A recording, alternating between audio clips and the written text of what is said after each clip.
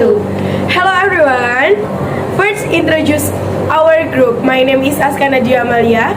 My name is Bilqis Putri Fauziah. My name is Amel Afanda. My name is Febrina Marcipra Selly. My name is Inaya Vega. My name is Indria Salsabila Wijayanti Putri.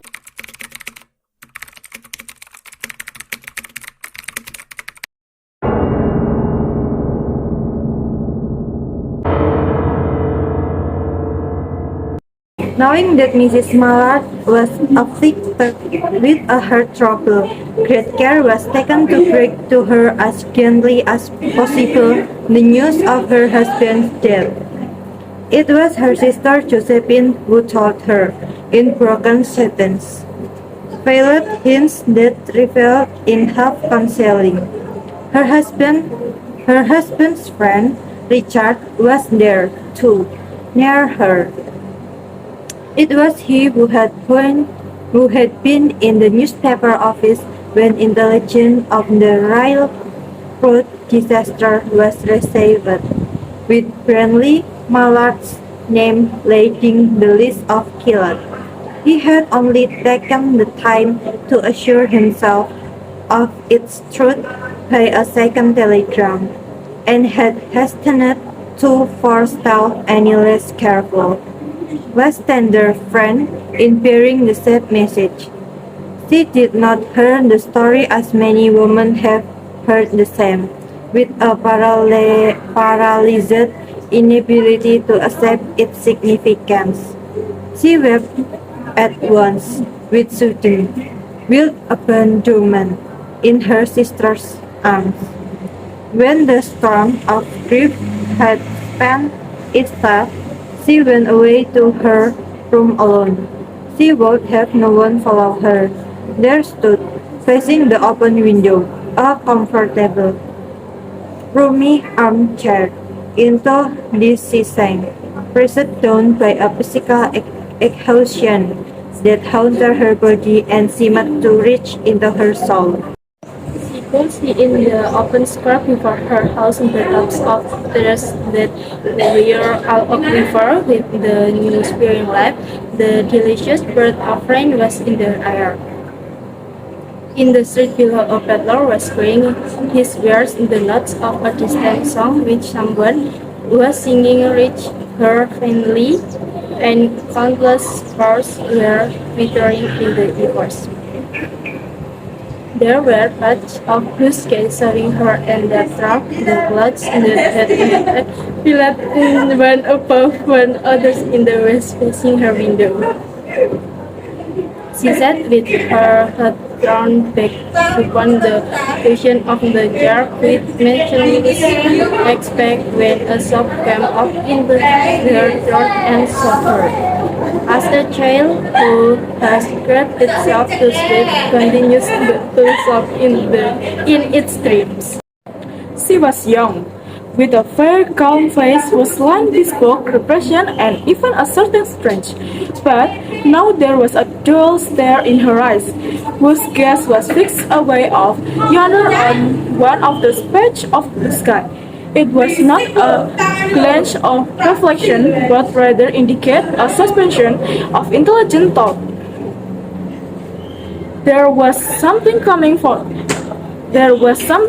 to her, and she was waiting for it, fearfully. What was it? She didn't know.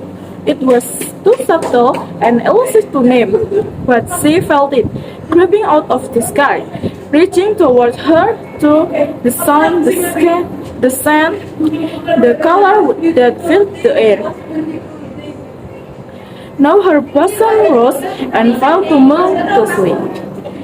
She was beginning to recognize this thing that was approaching to possess her, and she was striving to beat it back with her will, as powerless as her two white slender hands would have been. When she abandoned herself, a little whispered word escaped her slightly parted lips. She said it over and over under the breath, free, free, free. The fashion stare and the look of terror that had followed it went from her eyes. They stayed keen and bright, Heart was beat fast, and coursing blood warmed and relaxed every inch of her body.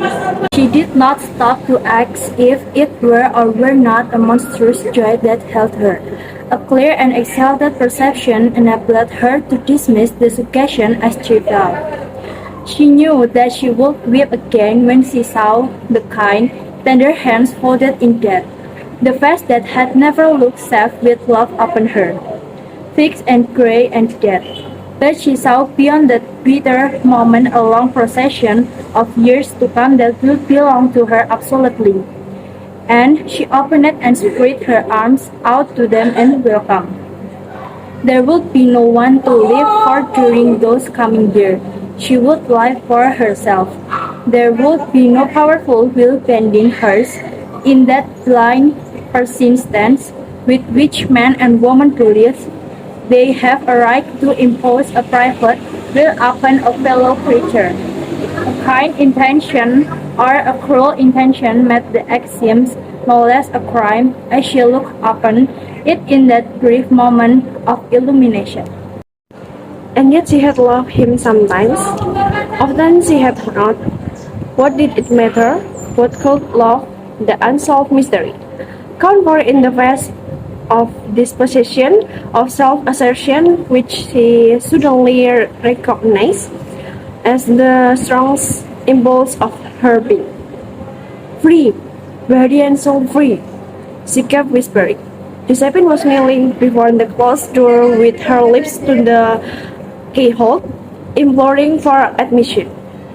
Please open the door.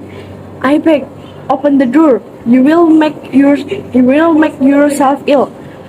What are you doing, Louise? For heaven's sake, open the door. Go away. I'm not making myself ill. No, she was drinking in a very elixir of life through that open window. Her fancy was running riot along those days ahead of her. Spring days and summer days and all sorts of days that would be her own. She breathed a quick prayer that life might belong. It was only yesterday she had talked with a suitor that life might belong. She arose at length and opened the door to her sister's importunities. There was a feverish triumph in her eyes, and she carried herself unwittingly like a goddess of victory. She clasped her sister's waist, and together they descended the stairs. Richard stood waiting for them at the bottom. Someone was opening the front door with a latchkey. It was Brindley Muller, who entered, a little travel-stained, composedly carrying his gripsack and umbrella. He had been far from the scene of the accident, and did not even know there had been one. He stood amazed at Josephine's preaching cry, at Richard's quick motion to screen him from the view of his wife. When the doctors came, they said she had died of her disease, of the joy that kills. Very interesting short story entitled The Story of an Hour.